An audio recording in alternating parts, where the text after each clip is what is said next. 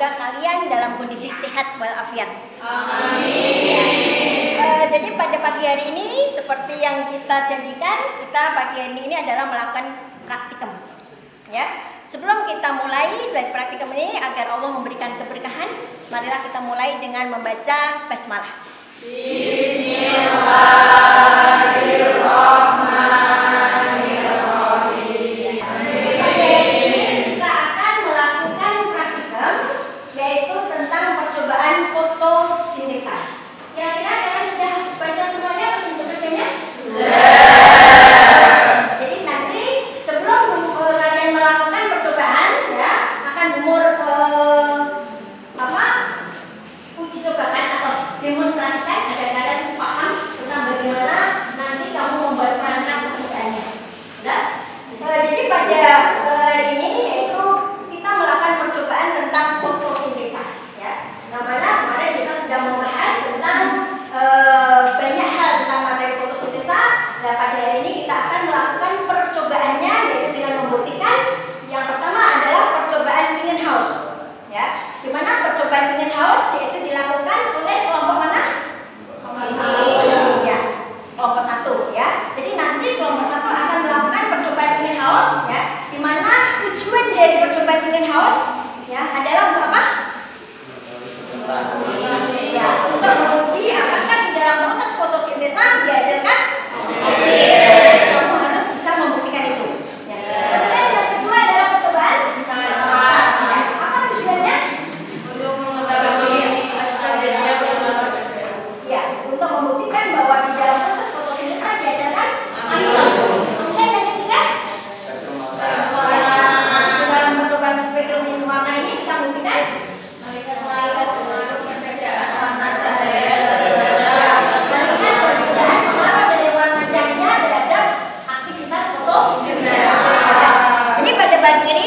pagi hari ini Umur akan melakukan demonstrasi untuk membuat perangkat untuk percobaan Ingenhouse ya. Jadi nanti silakan kalian akan melakukan percobaan ini di luar untuk yang Ingenhouse sama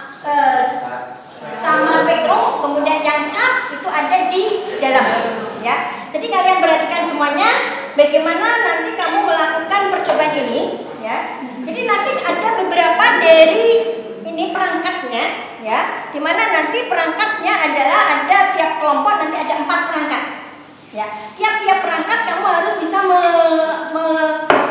membuat perangkatnya ini lah. Di sini Umur hanya menerangkan tentang bagaimana kamu membuat perangkatnya, kemudian yang lain nanti kamu buat sendiri ya. Jadi awalnya adalah kamu pilih dari ganggangnya ini ya, yaitu dengan ukuran yang sama ya. Ukuran yang sama, misalnya di sini adalah yaitu kamu ambil, karena di sini 4 perangkat ya, yaitu kamu ambil dari 4 ganggang ini yang ukurannya sama ya. Ya, kamu ambil dari 4 daun di sini yang ukurannya sama, misalnya nanti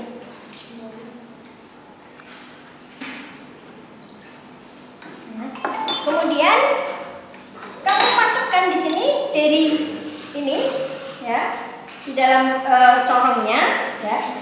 Kemudian kamu masukkan di sini ya. Kemudian ini dimasukkan ke dalam ini ya, sambil kemudian tidak boleh ada gelembung udara yang masuk di sini ya. Jadi semuanya diletakkan di dalam biar kemudian gelembung udaranya nggak ada ya. Ya. Kemudian ini harus semua dari perangkat ini ya, dari ganggang ini harus ada di dalam corongnya ya. Kemudian sambil kemudian di sini kamu penuhi dari tabung reaksi dengan air ya, dan kemudian kamu masukkan di sini di dalam air biar tidak ada gelembung sama sekali di dalam airnya ini ya. Ya, kemudian kamu angkat. Ya, sudah, ini perangkatnya sudah jadi ya. Di sini berarti tidak boleh ada gelembung yang masuk. Karena nanti kita ingin mengetahui berapa banyaknya dari gelembung yang dihasilkan dengan melihat berapa turunnya air ini. Karena dengan adanya gelembung yang nanti dihasilkan dari gelembung oksigennya, berarti dia akan menekan dari keberadaan jumlah air dan jumlah airnya akan turun. Ya? Nah, kemudian di sini yaitu kamu bandingkan untuk yang percobaan ingin haus, ya. Yang satu diletakkan di tempat yang terang, ya.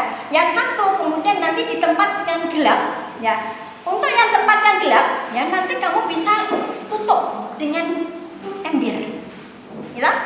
Ya, tempat gelap kemudian ditutup dengan ember, ya, sehingga betul-betul gelap tidak mendapatkan sinar, ya. Kemudian untuk perangkat yang lain, ya, kamu kasih dengan NaHCO3, dan perangkat yang lain kamu tambahkan es, gitu, ya. Kemudian itu percobaan untuk ingin haus. Kemudian setelah di sini ditutup, jangan sampai di bagian ini apa ini bagian corongnya dan gelas ukurnya ini gelempang atau jatuh, ya, sehingga tetap di sini harus hati-hati, ya. Kemudian di sini dikareti, ya. Kemudian ditempatkan di tempat yang sama, ya. Nanti kemudian 10 menit berikutnya ini dibuka, ya. Kamu lihat apakah kemudian nanti mana itu yang nanti turunnya air itu paling banyak, yang berarti di situ menandakan dia oksigennya adalah paling banyak, berarti dia adalah efektivitas dari fotosintesanya adalah paling aktif, gitu ya. Nah, jadi nanti untuk yang percobaan dari ingin haus kan terbuka, ya. Kamu lihat di sini gelembung-gelembungnya, ya. Nah, kamu bandingkan antara gelembung yang dihasilkan dari yang dikasih ARS, ya, yang dikasih NaOH, itu nanti kamu bandingkan jumlahnya. Ya, siap? Ya, ya. Sehingga sekarang bisa silakan kemudian mulai dari masing-masing anak mengambil alatnya dan memakai jas praktikum.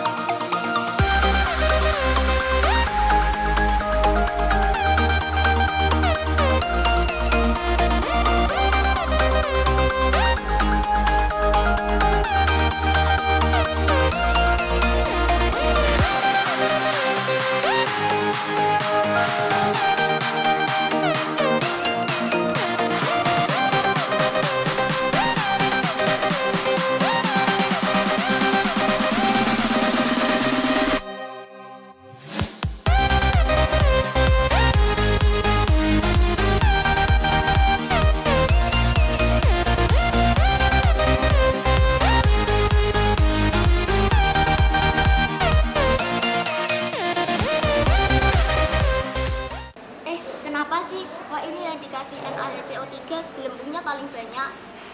Soalnya kalau NaHCO3 bereaksi sama air, dia bakalan berurai jadi NaOH sama CO2. Oh. Terus kalau yang ini yang paling dikit. Soalnya ditambahin SP tuh. Soalnya kenapa ya? Soalnya laju fotosintesis itu dipengaruhi oleh tinggi rendahnya suhu. Nah, ini suhu dingin itu memperlambat laju fotosintesis, jadinya gelembungnya sedikit. Oh. Terus kalau yang ini kan netral, jadinya dia cuma dipengaruhi sama tinggi rendahnya intensitas cahaya matahari. Oh.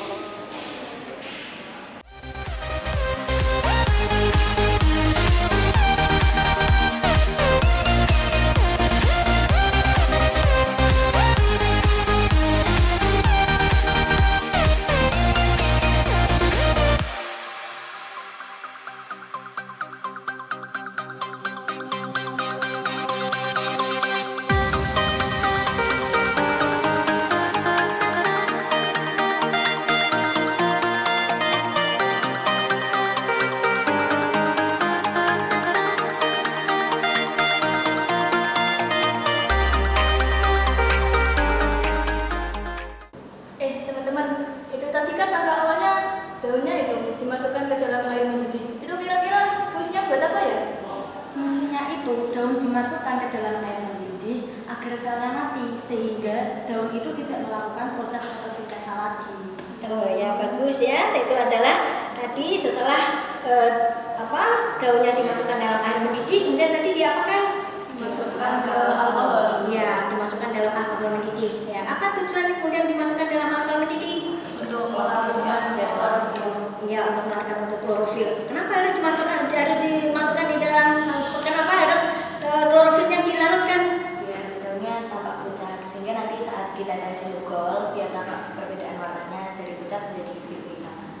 akan bagus ya. Jadi itu coba nanti kamu persiapkan dari tabelnya tadi ya, tabelnya kamu buat supaya nanti hasil-hasil yang nanti didapatkan kamu lihat masukkan di dalam tabel dan kemudian nanti dipresentasikan. Ya, silakan. Terima kasih Bu. Ya.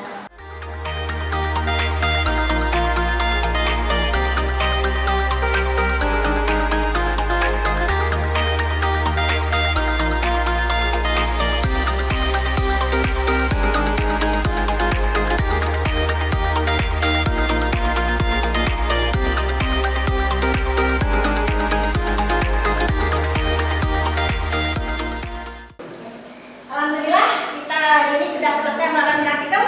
Sekarang kita lanjutkan dengan presentasi yang dimulai dari kelompok percobaan greenhouse ya. Oke, silakan dari kelompok percobaan greenhouse untuk menampilkan dari data hasil percobaannya dan silakan kemudian ditampilkan dari datanya dan kemudian nanti kalian silakan menyebutkan apa tujuan dari percobaan ini, datanya bagaimana dan kemudian analisanya gimana. Silakan yang lain nanti untuk bertanya. Baik. Ya, silakan.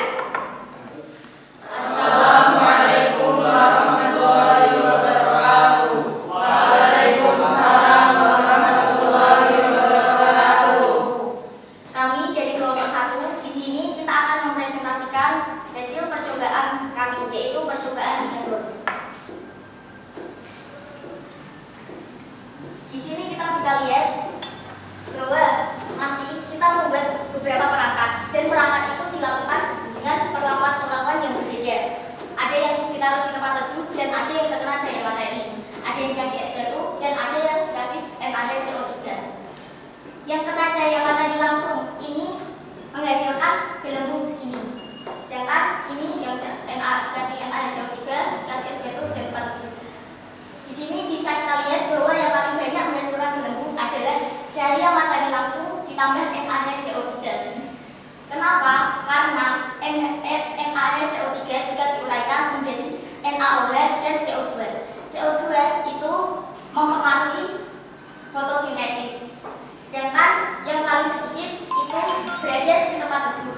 Di tempat teduh berarti dia tidak kena cahaya matahari. Karena tidak terkena cahaya matahari, maka dia jumlah gelembungnya sedikit. Karena tinggi rendahnya intensitas cahaya matahari itu berpengaruh pada fotosintesis. Jadi bisa kita simpulkan bahwa dari hasil percobaan tadi, fotosintesis menghasilkan oksigen dan faktor-faktor yang mempengaruhi fotosintesis adalah tinggi rendahnya intensitas cahaya, tinggi rendahnya suhu, dan banyak sedikitnya karbon dioksida. Terima kasih. Ya. Kelompok 1 yang sudah mempresentasikan dari percobaannya ya. Silakan untuk kelompok lain untuk bertanya ya. Untuk kemudian nanti bisa ditanyakan pada kelompok greenhouse ini untuk bisa menjawabnya. Saya dari kelompok 2 mau bertanya. Percobaan tadi kan menggunakan senyawa NaHCO3. Kalau pakai senyawa lain bisa apa enggak? Terima kasih. Saya akan menjawab pertanyaannya. Jadi jawabannya adalah bisa pakai senyawa lain, yaitu CaCO3. Karena CaCO3 kalau diuraikan itu menjadi CaO dan CO2. Sedangkan yang dibutuhkan dalam proses fotosintesis adalah CO2, sehingga bisa pakai CaCO3. Jawabannya adalah bisa ya. Berarti yang penting intinya adalah ada penambahan dari CO2 di mana CO2 adalah merupakan faktor yang penting di dalam proses fotosintesa. Ya, sehingga bisa ditambahkan dari senyawa lain. Yang penting di situ ketika ditambahkan dengan CO2, ditambahkan dengan air, harus ada penambahan CO2. Ya, silakan untuk kelompok lain bertanya. Saya dari kelompok 3 mau bertanya. Ini kan tadi dijelaskan mengapa kalau pakai air dingin itu menghemat dan bagaimana jika reaksinya kalau ditambahkan air panas. Sekian, terima kasih. Saya akan menjawab pertanyaan dari kelompok 3. Seperti yang telah diketahui bahwa suhu dingin atau suhu rendah itu mempengaruhi atau memperlambat proses fotosintesis. Sehingga, tapi pertanyaannya, jika ditambahkan air panas berarti suhu tinggi. Tentu saja suhu tinggi dapat mempercepat proses fotosintesis sehingga oksigennya tambah banyak. tapi asalkan tidak lebih dari suhu 40 derajat, karena suhu 40 derajat bisa merusak enzim sehingga fotosintesis tidak bisa berlangsung. Terima kasih. Anak-anak, alhamdulillah ya, dari percobaan dan presentasi sudah kalian lakukan semuanya, yang alhamdulillah semuanya menunjukkan keaktifan yang sangat baik ya. Untuk yang terakhir ini, Umur akan mereview dari percobaannya yang nanti bisa kamu pahami ya, mengenai apa itu hasil dari masing-masing percobaan dan faktor-faktor yang mempengaruhi. Jadi dari tadi yang sudah ditampilkan ya, bahwa terlihat bahwa hasil dari masing-masing percobaan adalah, yaitu percobaan Ebbinghaus adalah membuktikan adanya bahwa proses fotosintesa itu membutuhkan oksigen dan membutuhkan cahaya. Kemudian percobaan Schacht adalah membuktikan bahwa dalam proses fotosintesa itu dihasilkan amilum dan di situ membutuhkan cahaya. Dan percobaan dari spektrum warna cahaya yaitu membuktikan bahwa dia butuh adanya cahaya, di mana cahaya yang dibutuhkan adalah yang panjang gelombangnya pendek, di mana dia adalah menghasilkan energi yang besar. Dalam hal ini tadi yaitu adalah cahaya yang warnanya biru. Ya. Kemudian faktor apa yang mempengaruhi? Yaitu tadi berarti faktor yang mempengaruhi adalah yaitu harus adanya cahaya, kemudian harus ada suhu yang mendukung, kemudian spektrum warna cahaya yang cocok. Dalam hal ini adalah yang panjang gelombangnya adalah pendek. Nah, mungkin itu dari kesimpulan kita pada praktik kali ini ya. Mudah-mudahan kalian paham semuanya, dan silakan untuk pertemuan yang akan datang